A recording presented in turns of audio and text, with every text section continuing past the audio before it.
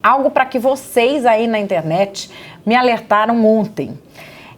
Um discurso do senador Álvaro Dias, que esclarece uma dúvida que todo o país tem há muito tempo. Por que a JBS conseguiu virar esse gigante internacional com o dinheiro do BNDES? E explico, a gente até entende o BNDES investir no crescimento das empresas nacionais e todo esse esquema que foi feito, ok se o empréstimo fosse para coisas dentro do Brasil, mas e fora do Brasil? Ninguém estava entendendo que história é essa. Desde quando que o BNDES financia coisa para investimento no exterior, para gerar desenvolvimento econômico e social no exterior? Pois se descobriu desde o governo Lula, em 2007. O senador Álvaro Dias foi explicar em detalhes isso na tribuna do Senado. Vocês me mostraram esse discurso pela internet e eu vou trazer aqui na TV Antagonista. Foi por meio de um decreto, o decreto número 622, do dia 21 de dezembro de 2007, que o então presidente Lula modificou o inciso 2º do artigo 9º do Estatuto do BNDES, para permitir ao banco financiar a aquisição de ativos por empresas de capital nacional no exterior. Veja a sutil alteração promovida pelo presidente Lula. E agora nós conhecemos as consequências desta alteração. O decreto é o de número 4.418 e que altera o artigo 9º do Estatuto do BNDES, quando coloca: o BNDES poderá também, no parágrafo 2º, financiar a aquisição de ativos e investimentos realizados por empresas de capital nacional no exterior, desde que contribuam para o desenvolvimento econômico e social do país. Contribuem com o desenvolvimento social e econômico de que país?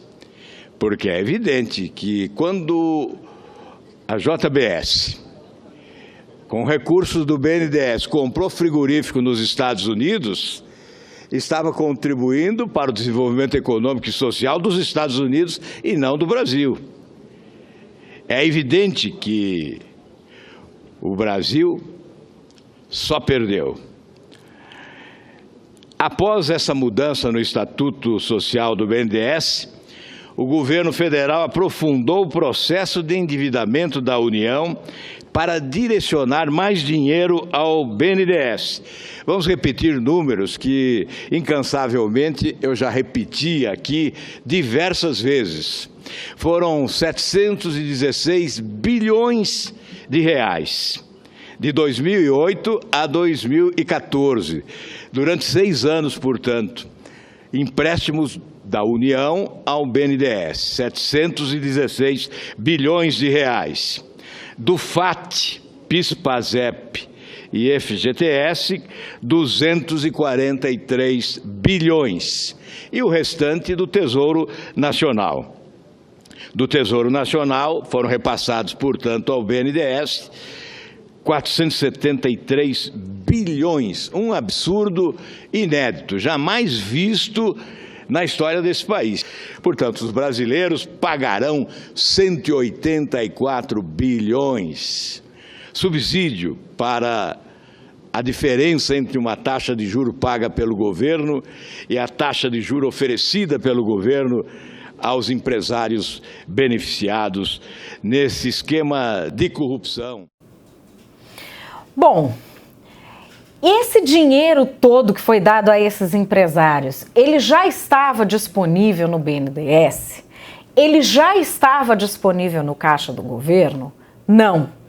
Agora você vai entender de onde veio o dinheiro que financiou aquelas empresas que eram aqueles modelos de grandes empresas brasileiras no exterior e quem vai pagar a conta. Quem vai pagar a conta você já desconfia, né? Mas vamos saber quanto é a conta, de onde veio o dinheiro e como que isso vai ser pago. Esse dinheiro não estava disponível no caixa do Tesouro Nacional. o governo foi buscar esse dinheiro, emitindo títulos públicos, foi buscar esse dinheiro emprestado, pagando juros de mercado, juros taxa Selic, a 14,25%. Esse mesmo dinheiro foi repassado ao BNDES com juro igual a TJLP, que oscilou no período entre 5% e 6%. Portanto, o governo pagava o juro de 14,25%. Esses empresários que agora estão correndo da justiça, esses empresários pagavam ao BNDES um juro de 5% a 6%. E essa diferença, quem cobria essa diferença? Quem cobria essa diferença? Ora, você que está ouvindo esse discurso agora e que paga impostos. O contribuinte brasileiro subsidiou essas taxas de juros privilegiadas praticadas pelo governo brasileiro através do BNDES com os chamados campeões nacionais e, mais do que isso, com os países amigos de quem governava o Brasil.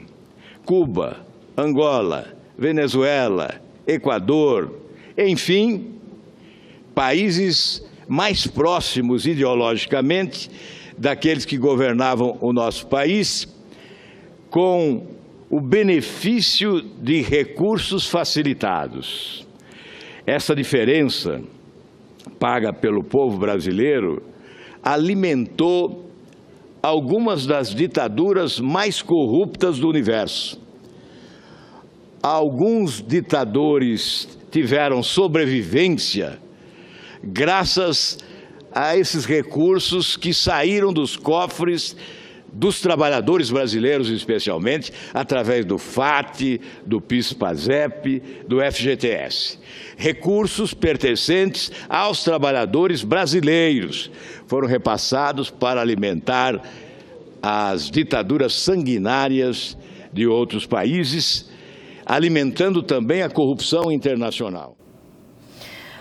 Bom, para vocês terem uma ideia, em Angola, o ditador José Eduardo dos Santos está deixando o poder, coisa que ele já havia ameaçado fazer diversas vezes, mas ao contrário de todos os prognósticos de estudiosos, ele não está passando o poder para nenhum de seus filhos, ele está passando o poder para o ministro da Defesa, depois que o seu caixa parou de ser alimentado, de ser inundado com dinheiro de empreiteiras brasileiras e depois que o marketing parou de ser resolvido pela mão amiga que ele tinha em solo angolano sempre que a coisa apertava.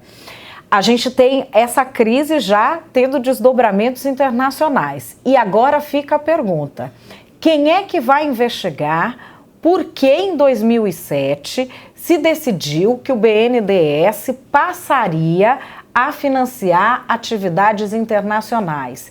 Isso naquele momento era para o nosso bem? Era para o bem do Brasil? Pode ser que seja, mas é uma resposta que o Brasil espera.